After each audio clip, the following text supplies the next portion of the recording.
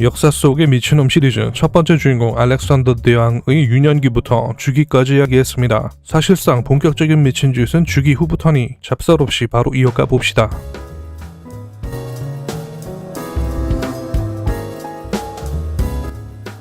알렉산더는 전편에서 말한 여러가지 일들 이후 드디어 20세의 젊은 나이로 마케도니아의 새로운 왕에 오르게 됩니다. 이것이 가능했던 것은 당시 필리포스와 함께 전장을 누볐던 군부 세력의 대표적인 인물이었던 명장 파르메니온의 지지가 있었기 때문으로 보입니다. 왕에 즉위한 후 알렉산더가 가장 먼저 한 일은 잠재적 왕위 경쟁자들을 제거하는 것이었습니다. 클레오파트라 여왕이 낳은 이복 동생도 죽이고 어린 나이에 허수아비 왕으로 왕위에 올랐다가 필리포스 2세에게 왕위를 빼앗기고 조용히 살던 아민타스 4세도 쓸모가 없다고 판단하고 알렉산더가 직접 처형했습니다. 이런 식으로 잠재적 경쟁자들을 내용하게 처리했던 알렉산더가 추방의 계기가 된 축사를 했었던 아탈로스를 잊을 리가 없었고 그와 그 가족들도 다 피바람이 지나갑니다. 아탈로스는 아테네인들과 모함을 꾸몄다는 죄로 파르메니온에게 처형당하고 그 가족들도 모두 죽었습니다. 알렉산더의 측근의 사주로 암살당했다는 이야기도 있습니다. 이렇게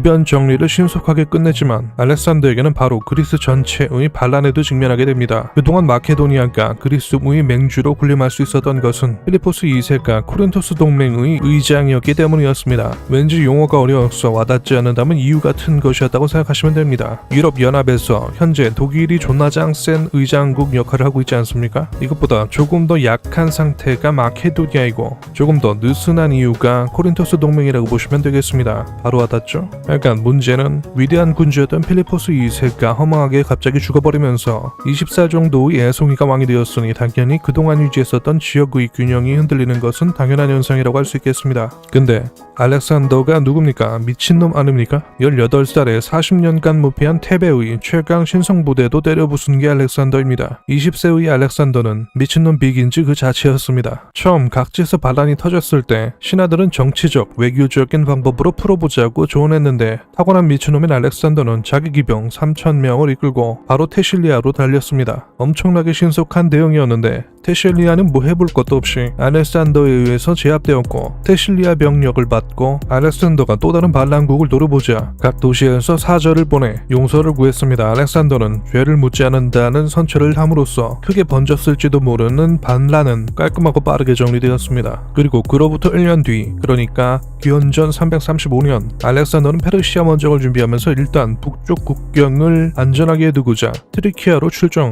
배후에 위험이 될 만한 북쪽 부족들을 쓰러뜨리면서 북서쪽의 트리키아 지역까지 공격해 제압하고 밤에 도나우강까지 넘어서 그쪽의 게타이 부족도 격파해버립니다. 이때 일라리아, 그러니까 현재 이탈리아 동쪽에 위치한 크로아티아에서 알바니아가 있는 지역에서 반란이 일어났다는 소식을 듣는데 알렉산더는 바로 그곳으로 가서 미친놈처럼 다 깨부수고 승리해버립니다. 이로 인해서 북쪽 국경이 안정화되었습니다. 근데 이렇게 알렉산더가 북쪽 전쟁 중일 때 남쪽에서는 또 반란이 일어나게 됩니다. 알렉산더가 전사했다는 근거 없는 소문이 그리스 전역에 퍼지게 된 게 시작인데 평소 마케도니아를 야만으로 여기고 무시하던 테베가 반마케도니아 파벌들을 복귀시키고 반대 세력인 신마케도니아 파벌의 중심인물들을 죽이면서 당시 마케도니아 군대가 주둔하고 있던 요새를 포위하고 본격적으로 반란을 선동했는데 여기에 편승해서 스파르타도 반란에 참여하게 됩니다. 이 소식을 전해 들은 알렉산더는 개빡쳐서 또 파워하게 33,000명의 병력으로 남하에서 2주 전만 해도 480km나 떨어져 있었던 알렉산더가 대뜸 코앞에 나타나게 됩니다. 이러자 반란에 참여한 세력들이 놀라서 움츠려들고 또 여기 붙을까 저기 붙을까 눈치 타임을 갖게 됩니다. 알렉산더는 테베 성문에서 떨어진 곳에 군을 배치한 뒤 반란 주모자만 넘기고 항복하면 재산도 생명도 보장해주겠다고 했지만 테베는 고작 20대 청년의 알렉산더를 개무시하면서 거부했습니다. 결국 3일 뒤 테베와 전쟁이 시작되는데 알렉산더는 여기서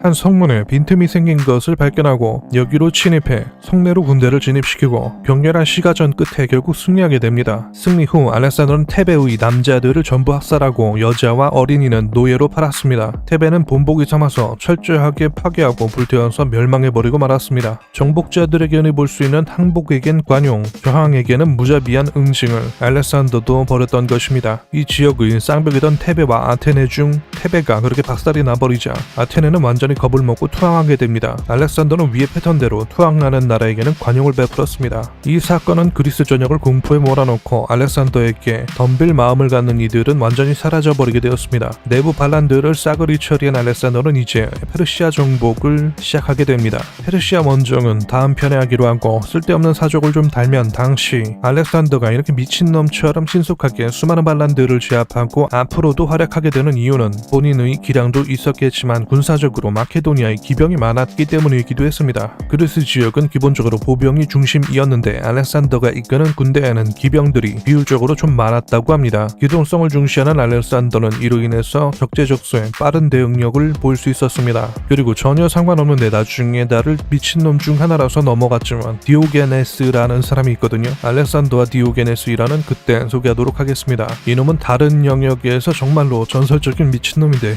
알렉산더에게 집중하느라 지금은 넘기겠습니다. 또 페르시아 원정을 앞둔 시점에서 알렉산더가 재밌는 점을 하나 말하면 알렉산더는 특이하게 원정의 기병이나 보병 같은 전투 전문가들 말고 먼 훗날 나폴레옹 마냥 특이한 이들을 대거 끌고 다녔습니다. 알렉산더는 자기가 반신이고 당대의 현현한 영웅이라고 진심으로 생각했던 미친놈이고 그랬던 탓에 당시 군대에는 전쟁을 기록하는 사람들을 대동했습니다. 영웅 서사시 같은 거 쓰려고 한 것 같은데 진짜로 무패의 행진을 해버린 탓에 미친놈의 기록이 현재까지 이어져 오고 있습니다. 이 외에도 알렉산더의 군대에는 통역사가 있어서 포로신문, 정찰, 정보 수집 등에 이용했고 기술자들을 대동해서 병기 제작과 수리를 시켰고 의사들로 질병이나 상처 치료를 지리학자, 역사학자, 동식물학자, 심지어 철학자도 끌고 다녔습니다. 이런 거 보면 단순히 정복 전쟁뿐만 아니라 연구와 관찰도 병행했다는 건데 먼 훗날의 나폴레옹이 떠오르기도 하고 그렇더라고요. 알렉산더가 살았던 시기에 변방 총구성 마케도니아에서 시작해서 세계를 정복하고 돌아다니면서 새로운 것을 보는 것 자체가 약간 게임에서 검은 화면을 밝게 하는 것처럼 탐험하는 미개척죄를 모험하는 것 같은 느낌도 있었던 것 같습니다. 대항해 시대가 새로운 대륙을 발견하는 급의 전 세계적 침략이었다면 알렉산더 시대의 정복 전쟁은 육로 버전의